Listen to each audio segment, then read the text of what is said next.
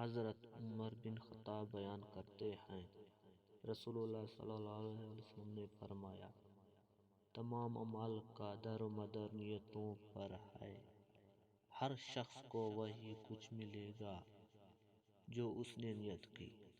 پس جس شخص کی ہجرت اللہ اور اس کے رسول کی خاطر ہوئی تو اس کی ہجرت اللہ اور اس کے رسول صلی اللہ علیہ وسلم کی خاطر، اور جس کی ہجرت حصول دنیا یا کسی عورت سے شادی کرنے کی خاطر ہوئی تو اس کی ہجرت اس کی خاطر ہے جس کی خاطر اس نے ہجرت کی۔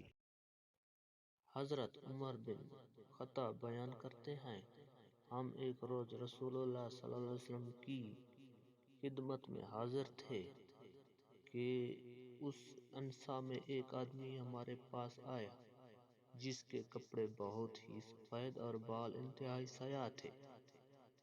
اس پر سفر کے آثار نظر آتے تھے۔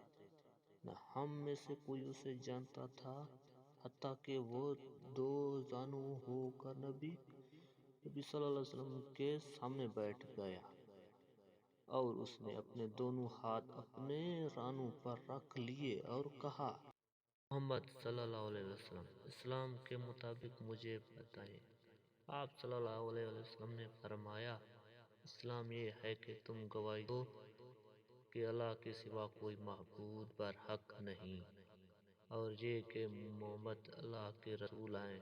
نماز قائم کرو، زکوٰۃ ادا کرو، رمضان کے روزے رکھو، اور اگر استطاعت ہو تو بیت اللہ کا حج کرو۔ اس نے کہا، آپ نے سچ فرمایا۔ ہمیں اس سے تعجب ہوا کہ وہ آپ سے پوچھتا ہے اور آپ کی تصدیق بھی کرتا ہے۔ اس نے کہا، ایمان کے بارے مجھے بتائیں۔ آپ صلی اللہ علیہ وسلم نے فرمایا، یہ کہ تم اللہ پر، اس کے فرشتوں، اس کی کتابوں، اس کے رسولوں اور یوم آخرت پر ایمان لاؤ، اور تم تقدیر کے اچھا اور برا ہونے پر ایمان لاؤ۔